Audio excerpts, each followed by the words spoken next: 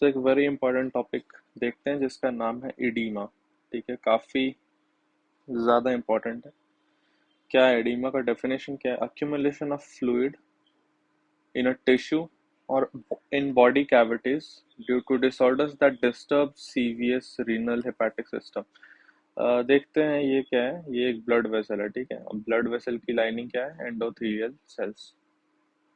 अब blood vessels में blood बह रहा है और ये ब्लड वेसल्स के बाहर का चीज है। ठीक है, अगर अंदर से फ्लूइड बाहर आएगा, ठीक है, तो सराउंडिंग टिश्यूज में क्या हो जाएगा? फ्लूइड अक्यूमुलेट हो जाएगा। यहाँ पे बहुत सारे सेल्स होंगे, बॉडी के अपने सेल्स होंगे, इनके इनके बीच में फ्लूइड जो है वो भरते जा रहा है। तो यही है accumulation of fluid in the tissues और इन बॉडी कैविटी। कॉन्सेप्ट में ना दो प्रेशर याद रखना है। एक होता है हाइड्रोस्टैटिक प्रेशर, यानी जो फ्लूइड बह रहा है वो दीवार पे कुछ प्रेशर लगाएगा, जो ब्लड बह रहा है। एक होता है ऑस्मोटिक प्रेशर। ऑस्मोटिक प्रेशर क्या होता है? ब्लड में होता है प्लाज्मा प्रोटीन्स। ये प्लाज्मा प्रोटीन्स क्या करता है? ब्लड के फिल्ट्रेशन को रोकता है। अगर हाइड्रोस्टैटिक प्रेशर अंदर से बाहर की तरफ है तो ऑस्मोटिक प्रेशर जो होगा वो फिल्ट्रेशन को रोकेगा। ठीक है, तो ये देखो डायरेक्शन अपोजिट है। ये है हाइड्रोस्टैटिक प्रेशर यानी अंदर की से बाहर, और ये ऑस्मोटिक प्रेशर जो एल्ब्यूमिन यानी प्लाज्मा प्रोटीन की वजह से हो रहा है। इसको इमेजिन करने के लिए ऐसे इमेजिन करो कि एक वाटर का पाइप है जिससे क्या हो रहा है? वाटर बह रहा है। अब वो वाटर उस पाइप से बाहर निकलना चाहेगा तो ये हो गया हाइड्रोस्टैटिक प्रेशर। उसके अंदर जो प्लाज्मा प्रोटीन है वो पानी को निकलने से रोकेगा यानी अपोजिट डायरेक्शन में, वो हो गया ऑस्मोटिक प्रेशर। अब ये देखो, ये दो फोर्सेस का ही सारा गेम चलेगा। ठीक है, यानी ऑस्मोटिक प्रेशर और हाइड्रोस्टैटिक प्रेशर के बीच में ही बैलेंस गड़बड़ होगा, जिसकी वजह से अंदर का फ्लूइड बाहर लीक कर जाएगा। ठीक है, अच्छा, अल्टीमेटली देखो, जो लिम्फ जो होता है, जो एक्चुअल में ये बहुत बाहर सेल्स हैं, यहाँ पे फ्लूइड कलेक्ट हो रहा है। अब यहाँ का फ्लूइड कहाँ जाता है? यहाँ का फ्लूइड लिम्फ में जाता है। ठीक है, लिम्फेटिक सर्कुलेशन होता ही है। तो lymphatic drains out fluid from the interstitium, और ये लिम्फ कहाँ जाता है? थोरैसिक डक्ट, ये एनाटॉमी पढ़ना था, and eventually into left subclavian vein. तो जो एक्सेस ऑफ फ्लूइड कलेक्ट हो रहा है आसपास में, वहां से फ्लूइड कहाँ जाता है? अल्टीमेटली सबक्लेवियन वेन में जाता है। ठीक है, इतना इतना था। अब देखते हैं एग्जैक्टली ऑस्मोटिक प्रेशर और हाइड्रोस्टैटिक प्रेशर कैसे काम कर रहा है। हाइड्रोस्टैटिक प्रेशर काम करता था आउटवर्ड, ये चीज तो देखे थे। पाइप में पानी बह रहा है, पानी बाहर निकलना चाहेगा, इसके वॉल्स पर प्रेशर डालेगा। ठीक है, बाहर की तरफ काम कर रहा है। और plasma colloid osmotic pressure, osmotic pressure plasma के कोलॉइड की वजह से, पर्टिकुलरली प्लाज्मा प्रोटीन एल्ब्यूमिन, वो क्या लग रहा है? इनवर्ड, रहा इनवर्ड, वो फिल्ट्रेशन रोक रहा है। ठीक है, अब देखते हैं एक्चुअल में होता क्या। देखो, ये है आर्टरी, आर्टीरियल एंड। ठीक है, ये वाला जो है ये आर्टरी एंड है, और ये वाला जो है ये वेन्स वाला एंड है, वेनस एंड है। ठीक है, ये बीच में जो है ये होता है कैपिलरी, कैपिलरी। अब आर्टरी के एंड पे देखो 35 mm Hg का हाइड्रोस्टैटिक प्रेशर है, यानी फ्लूइड यहाँ से आएगा तो बाहर निकलना चाहेगा। तो ये प्रेशर जो है यानी हाइड्रोस्टैटिक प्रेशर 35 mHg है। बट इस फ्लूइड में क्या है? एल्ब्यूमिन है, तो वो फिल्ट्रेशन को रोकेगा, वो है 25 mHg। अब देखो, ब्लड चाहे यहाँ रहे या यहाँ रहे, एल्ब्यूमिन तो हमेशा ब्लड में सेम अमाउंट में ही रहेगा, क्योंकि वो तो फिल्टर हो नहीं रहा है। तो एल्ब्यूमिन की वजह से जो ऑस्मोटिक प्रेशर आएगा वो हमेशा 25 mHg होगा, फिक्स है ये। ठीक है, लेकिन आर्टरी वाले एंड पे ज्यादा ब्लड आया था, इसलिए हाइड्रोस्टैटिक प्रेशर ज्यादा है। वहीं कंपेयर करो, हाइड्रोस्टैटिक प्रेशर वेनस एंड पे कितना है? हाइड्रोस्टैटिक प्रेशर वेनस एंड पे कम है, 18 mmHg है। बट ऑन्कोटिक प्रेशर क्या है? फिक्स रहेगा। क्यों? क्योंकि एल्ब्यूमिन तो ब्लड से बाहर आया ही नहीं, और आया ही नहीं इसलिए ऑन्कोटिक प्रेशर दोनों एंड पे सेम है। बट सिंस फ्लूइड ज्यादा प्रेशर से आर्टरी में आया है, इसलिए ज्यादा हाइड्रोस्टैटिक प्रेशर जो है वो आर्टरी के एंड पे। तो आर्टरी के एंड पे नेट प्रेशर कितना हुआ? Hydrostatic pressure 35 mHg, osmotic pressure 25 mHg। तो नेट जो हुआ वो प्लस में 10 mmHg हुआ, यानी अंदर से बाहर के तरफ का नेट प्रेशर आया 10 mmHg। अब बताओ, आर्टेरियल एंड पे वाटर फिल्टर होगा या फिर रुक जाएगा। तो अब ऑब्वियस सा बात है, जो आर्टरियल एंड पे क्या होता है, फिल्ट्रेशन होता है। ठीक है, वेनस एंड पे देखते हैं प्रेशर कैसा चल रहा है। जो हाइड्रोस्टैटिक प्रेशर है वो 18 mmHg है, यानी 18 mmHg अंदर से बाहर के लिए। और ऑस्मोटिक प्रेशर 25 mmHg जो फिक्स रहता है, ये डेटा याद रखना है। वो क्या करेगा, पानी को बाहर आने से रोकेगा। तो ये नेट फोर्स कितना होगा, ये ऑब्वियस सा बात है, जो नेट फोर्स है वो -7 mmHg है, यानी कि अंदर के तरफ आने की टेंडेंसी ज्यादा है, यानी आस पास का चीज अंदर यहाँ आने का चांस ज्यादा है। तो इसको क्या बोलते हैं, नेट मूवमेंट ऑफ फ्लूइड जो क्या हो रहा है, इनसाइड हो रहा है। तो आर्टरी के एंड पे फिल्ट्रेशन ज्यादा हो रहा है, और वेनस के एंड पे net movement of fluid inside हो रहा है। ठीक है, समराइज करते हैं इस पूरे फिगर को, ये बहुत इंपॉर्टेंट कॉन्सेप्ट है। ऑन्कोटिक प्रेशर का वैल्यू याद होना चाहिए, 25 mmHg हमेशा फ्लूइड को फिल्टर होने से रोकेगा। ठीक है, यानी नेट मूवमेंट ऑफ जो फ्लूइड होगा वो अंदर की तरफ। हाइड्रोस्टैटिक फोर्स डिपेंड करता है कितना वाटर है, जितना ज्यादा फ्लूइड जितना ज्यादा वाटर उतना ज्यादा हाइड्रोस्टैटिक फोर्स, यानी अंदर से बाहर आने की टेंडेंसी। अब ये तो वेरिएबल होगा, क्योंकि आर्टरी में ज्यादा ज्यादा पानी आएगा और वेन्स में कम पानी जो है वो लीव कर रहा है, इसलिए हाइड्रोस्टैटिक प्रेशर की वैल्यू डिफरेंट है। अब इन दोनों फोर्सेस की वजह से हमने नेट जो प्रेशर था वो कैलकुलेट किया, नेट प्रेशर कैलकुलेट किया। तो क्या मिला, आर्टरी पे फिल्ट्रेशन हो रहा है और वेनस एंड पे फ्लूइड अंदर मूव कर रहा है। ठीक है, ये था इस पूरे डायग्राम का समरी। उसी चीज को इस डायग्राम में देखते हैं। आर्टरी के एंड पे देखो फिल्ट्रेशन हो रहा है, वीनस एंड पे क्या हो रहा है, रीअब्जॉर्प्शन हो रहा है। आर्टरी के एंड पे क्या हो रहा है, फिल्ट्रेशन। वीनस एंड पे क्या हो रहा है, रीअब्जॉर्प्शन। 10 mmHg से फिल्ट्रेशन हो रहा है नेट, पीछे अभी याद किया था। और वेनस एंड पे क्या हो रहा है, बाहर से अंदर की तरफ 7 mmHg से जो वो प्रेशर लग रहा है। ठीक है, सो आर्टीरियल एंड पे क्या हो रहा है, फिल्ट्रेशन हो रहा है। वीनस एंड पे क्या हो रहा है, रीअब्जॉर्प्शन हो रहा है। क्यों फिल्ट्रेशन हो रहा है, क्योंकि अभी देखें नेट जो प्रेशर था वो 10 mmHg था अंदर से बाहर की तरफ। वीनस एंड पे क्या हो रहा है, रीअब्जॉर्प्शन हो रहा है, क्योंकि नेट प्रेशर जो है वो क्या है, बाहर से अंदर की तरफ है, -7 mmHg का। ठीक है, कैपिलरी के लेवल पे जो है कोई भी नेट मूवमेंट जो है वो नहीं हो रहा है। ठीक है, क्यों नहीं हो रहा कोई नेट मूवमेंट, देखो ऑन्कोटिक प्रेशर तो हर जगह सेम है, 25 25 25, क्योंकि सेम ही ब्लड में एल्ब्यूमिन हर जगह जाएगा, तो हर जगह जो फिल्ट्रेशन को रोकने वाला प्रेशर है, यानी 25 mmHg वो सेम रहेगा। लेकिन अब यहाँ पे ब्लड ज्यादा फोर्स से आएगा तो ज्यादा हाइड्रोस्टैटिक प्रेशर, यहाँ 35 mmHg हाइड्रोस्टैटिक प्रेशर। ठीक है, जो बाहर की तरफ ले जाना चाहेगा। कैपिलरी पे वो 25 mmHg हो जाता है, विनस एंड पे 18 mmHg हो जाता है। अब खुद ही नेट देख लो, नेट 10 mmHg आ रहा है। ठीक है, नेट ये रहा 10 mmHg, नेट 10 mmHg फिल्ट्रेशन होगा। कैपिलरी पे नेट 0 mmHg हो गया, इसलिए कोई भी मूवमेंट नहीं हो रहा कैपिलरी पे। ठीक है, वीनस एंड पे क्या हो रहा है, माइनस का 7 mmHg, जिसकी वजह से रीअब्जॉर्प्शन टेंडेंसी है। तो ये एक काफी इंपॉर्टेंट कॉन्सेप्ट है इडीमा से रिलेटेड। अब कॉजेज ऑफ इडीमा क्या क्या होगा। ठीक है, पहला तो फैक्टर ये है, हाइड्रोस्टैटिक प्रेशर बढ़ जाए। हाइड्रोस्टैटिक प्रेशर कैसे बढ़ेगा, यानी ब्लड में ज्यादा ज्यादा फ्लूइड हो रहा है, जो ब्लड फ्लो कर रहा है उसमें ज्यादा फ्लूइड अगर आ गया, ज्यादा प्रेशर से जब फ्लो करेगा।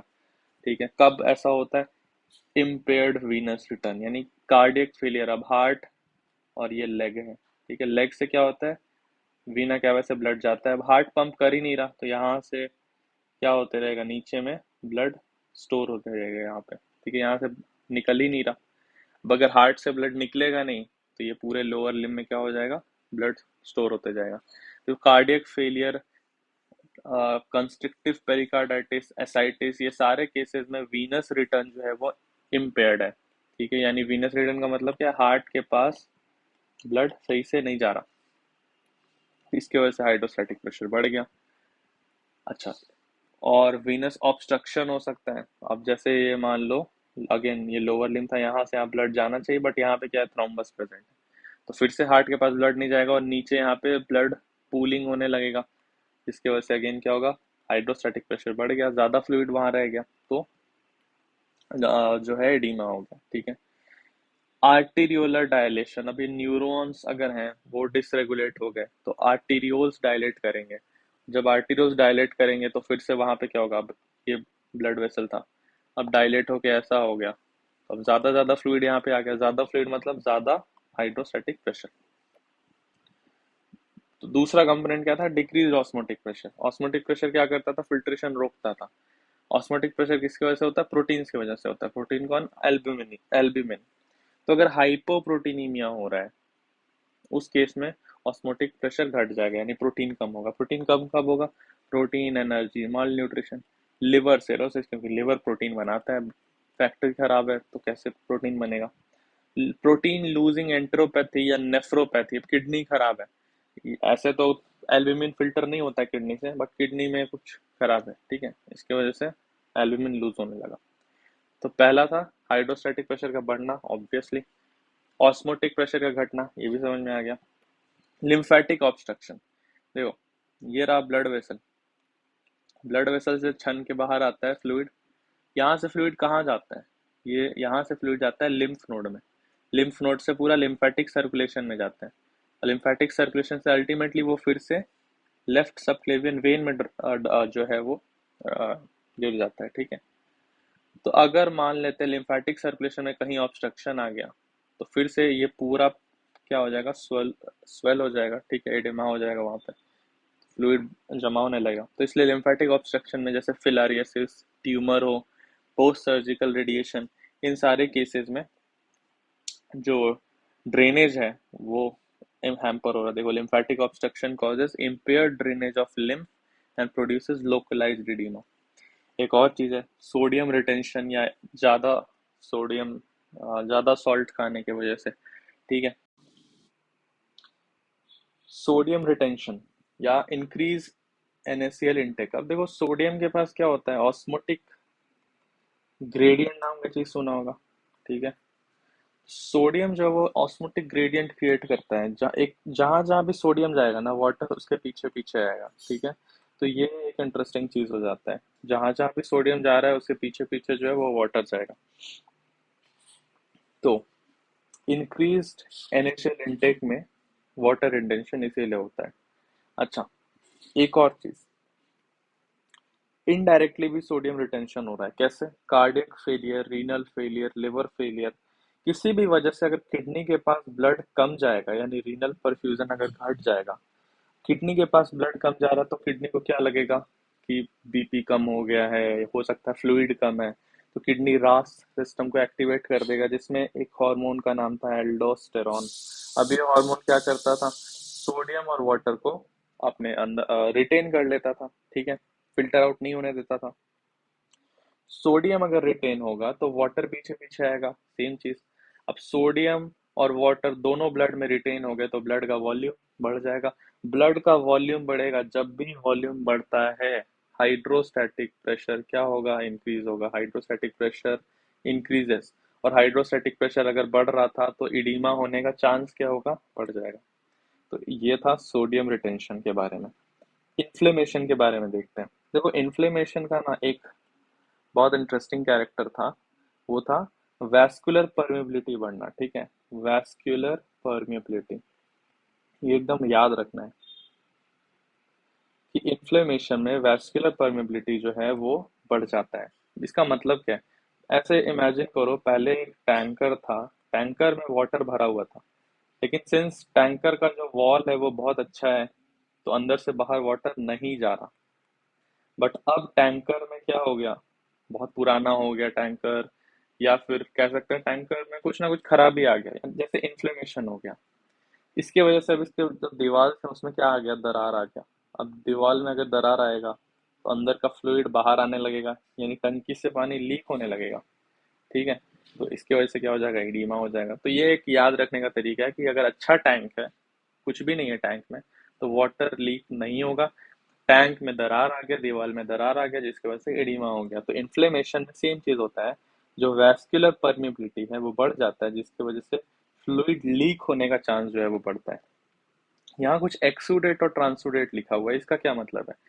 एक्सुडेट का मतलब है जो इडीमेटस फ्लूइड है, जो इडीमेटस फ्लूइड है वो प्रोटीन रिच है, प्रोटीन रिच है, ठीक है। वही क्यों प्रोटीन रिच है, खुद इमेजिन करो।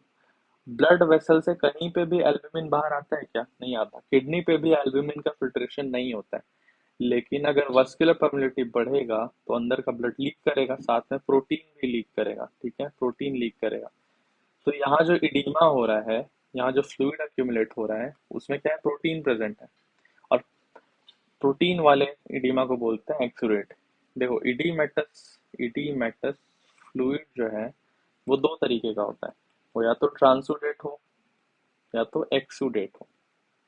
एक्सुडेट का मतलब क्या है, प्रोटीन एग्जिट हुआ है, ठीक है, ब्लड वेसल से प्रोटीन एग्जिट किया और वो जो फ्लूइड जमा हुआ वहां पे प्रोटीन ज्यादा प्रेजेंट है। ट्रांसुडेट में जो होता है वो होता है क्लियर, क्लियर इडीमेटस फ्लूइड, ठीक है, ये बाद में पढ़ेंगे। तो हाइड्रोस्टैटिक प्रेशर और ऑन्कोटिक प्रेशर की वजह से जो फ्लूइड अक्यूमुलेट हुआ उसको ट्रांसुडेट बोल रहे हैं। परमेबिलिटी बढ़ने की वजह से जो फ्लूइड अक्यूमुलेट हुआ उसको एक्सुडेट बोल रहे हैं, ठीक है, ये बाद में देखेंगे। स्पेशल फॉर्म्स ऑफ एडिमा, अब याद है डेफिनेशन में क्या था एडिमा का? Accumulation of fluid in tissues, ये तो समझ में आ गया कि दो सेल्स के बीच में अक्यूमुलेशन हो रहा है फ्लूइड का। और इन बॉडी कैविटीज, इसको क्या बोला, इफ्यूजन। बॉडी कैविटीज में भी अगर फ्लूइड स्टोर हो रहा है, कौन सा बॉडी कैविटी का बात हो रहा है? हार्ट के अराउंड क्या होता है, पेरिकार्डियम, ठीक है। तो यहाँ पे फ्लूइड जो है वो, जो पेरिकार्डियम के दो लेयर्स होते हैं उसके बीच में फ्लूइड अक्यूमुलेट होने लगा, ठीक है।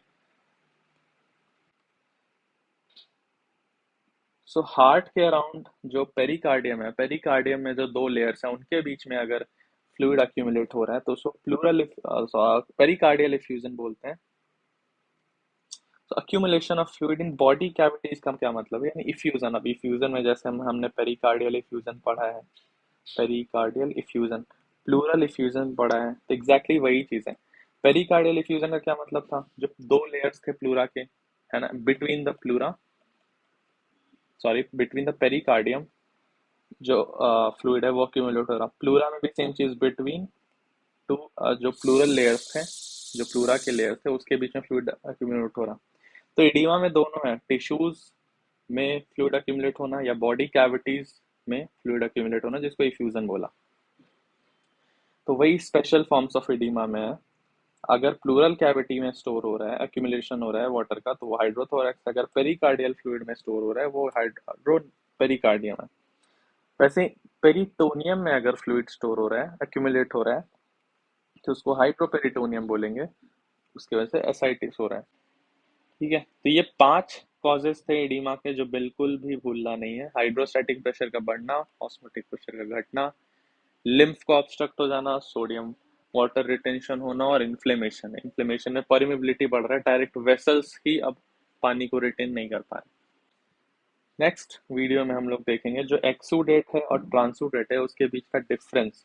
ये बहुत ज़्यादा इंपॉर्टेंट टॉपिक है कि एक्सुडेट और ट्रांसुडेट के बीच में क्या डिफरेंस होता है। एज ऑफ नाउ हम लोग को ये पता है एक्सुडेट का मतलब है protein rich fluid, protein rich fluid exudate है। प्रोटीन रिच क्यों हुआ, क्योंकि कैपिलरी परमिएबिलिटी बढ़ गया था, परमिएबिलिटी बढ़ गया था, कैपिलरी परमिएबिलिटी बढ़ गया था तो प्रोटीन क्या हो गया था, लीक कर गया था, जिसकी वजह से प्रोटीन रिच फ्लूइड अक्यूमुलेट हुआ। अभी तक ये पता है, ठीक है, वो अगले वीडियो में देखते हैं।